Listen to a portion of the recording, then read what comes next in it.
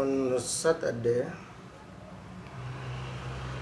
I met a group of people from Mwijukye Catholic Church who briefed me about the one lawyer, Edwin Burimbare, who is attempting to evict them from their church and take the land, including the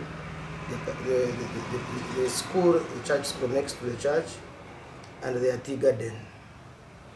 And so, as a member of Utari Parish Council, they told me, said, we have approached you, we have approached the diocese, but today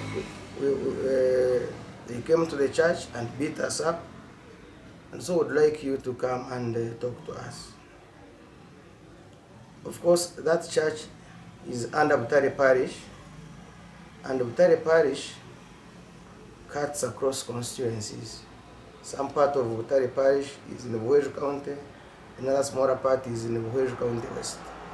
So this church is at the border of the two constituencies. So some people who pray from this church are from my constituency, the other ones are from the other constituency. So yesterday I went there in the morning and I found they were in church praying, and they briefed me, they told me about what has been happening. This cantankerous lawyer has hired Kanyamaz from Kampala, who are now staying, guarding this disputed land.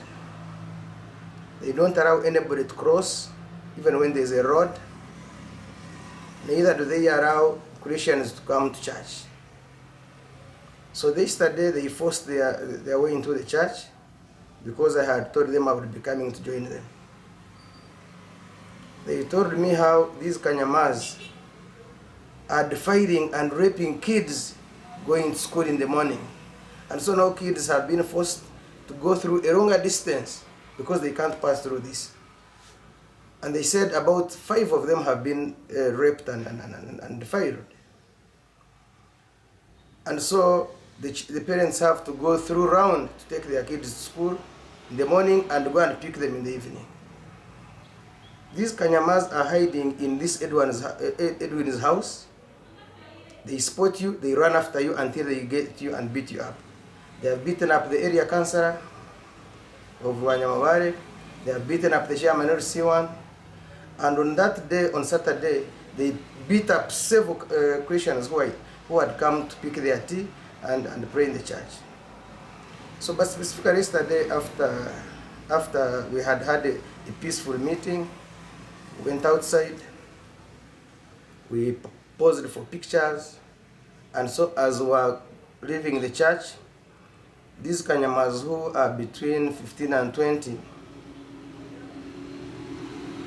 attacked us. They have pangas, they have big sticks with nails in them. They also have machetes. So they came shouting and yelling and saying, "Go away from here, what are you doing here? You're not supposed to come to this church." And meanwhile, they were beating everybody who was around. So when they got me, said, "Honorable, also you go away." And before I could even get into my vehicle, one of them pushed me down, and then he came and cut me here on the head. Another one hit me on the other side with a stick. Christians came and got me into the church, and they closed the church. So these guys went around beating everybody around the church, but also crashing the church windows. All of them were destroyed. And they were shouting that we must leave. This is Edwin's land. The Catholic Church must go away. Of course, it was really a surprise that such could happen, not just to me, but to the Christians too. There is a lot of impunity. that a one person, Edwin, who is even a lawyer, instead of using legal means, for example, if he thinks that is his land, which he says it used to belong to his late grandfather, Brimbare, and what is on ground is that this Brimbare had attempted to grab this land around 1983 during the UPC days. And so when the government changed, with the new ushering in of the new government, Brimbare ran away, disappeared. Until his death, he had not come back to talk about this land, which he had wanted to which he had wanted to grab using, because his brother was a parish chief during UPC days. Now, this is a grandfather of that late Brimbare, who now thinks because he's a lawyer, he can, rather than go to court, he can come and terrorize the village and force them out and take the land. I was surprised that security has not even helped. They know the Kanyamas are there, terrorizing the village, but security has not gone there to arrest them. Even up to now, they are not yet arrested, even when they did this to us. I called the Director of Operations, Mr. John Mwijukye. I hope police is going to do something about it, because this is impunity and it must not be allowed to continue in that village. These kids who have been raped, others who have been fired, police must take action, because these Kanyamas behave like they are a government of sorts, you know. And so I am appealing to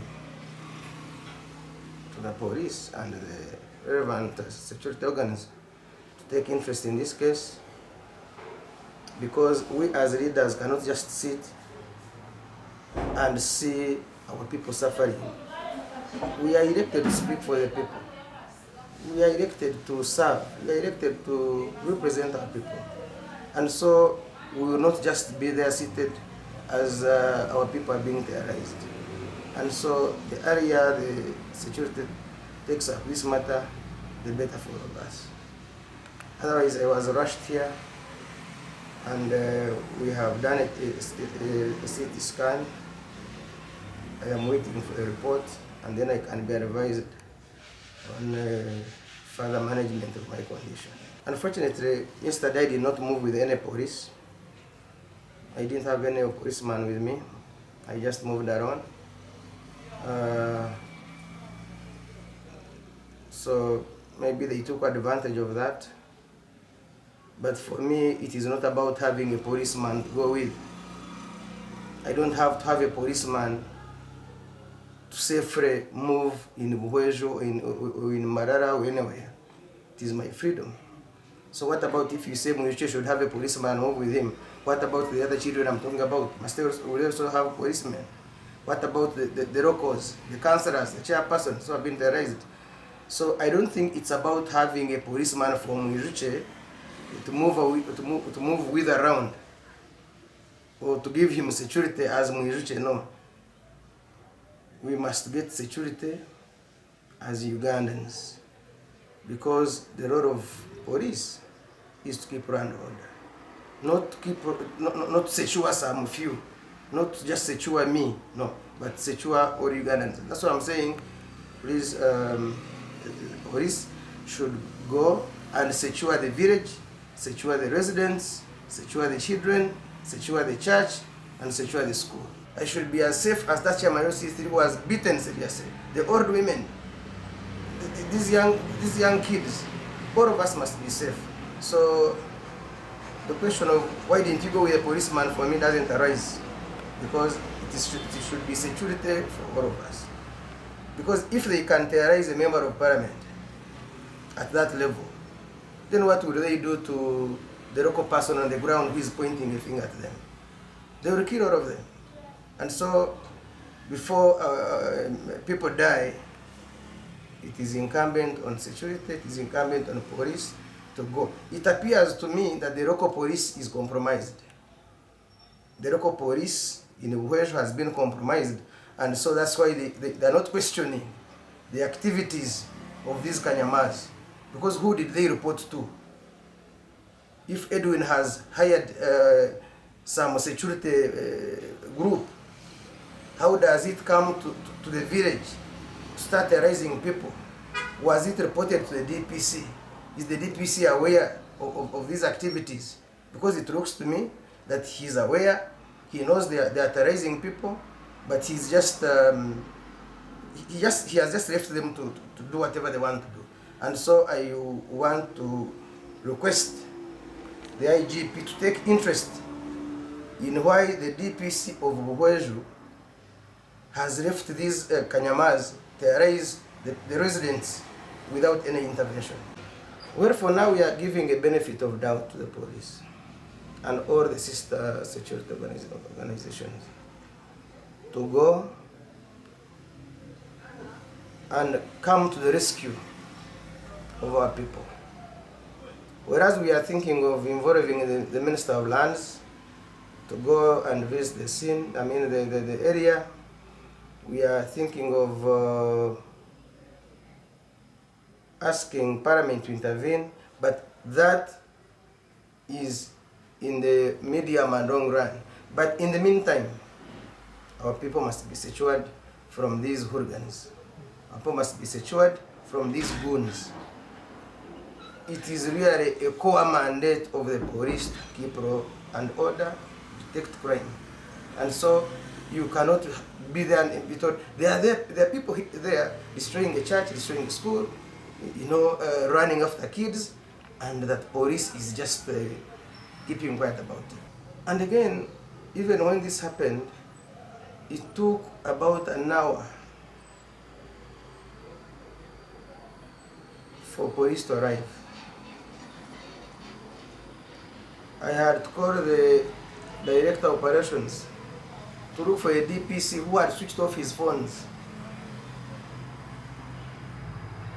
And so he later told me that he got in touch with the RPC, the RPC got in touch with the OC station, who I don't know where he was, and after 1 hour, it is when police arrived and evacuated me, and I was taken to Nsika Health Center 4, where they did first aid on me before I was referred to this facility. So I'll be here until I get the CT scan report, and then I can see where else I can go for further management. I'm Dr. Mwijukye. I'm the medical director to Divine Mercy Hospital here in Mbarara. Yesterday in the evening hours, we received Honorable Mwijukye Francis, the MP in Mwijukye district. He sustained injuries following assault after a church service, and he sustained injuries with cuts and bruises on his head and face. He was taken to Health Center 4 in Mwijukye, from where his wounds were sutured. We suspected head injury and did brain CT scans, and these investigations are largely normal. He is currently out of danger and is stable. We continue managing him, and we wish him a quick recovery. Anyata Dr. Mwijukye, the medical director, Uraro ya Divine Mercy Hospital muri Mbarara.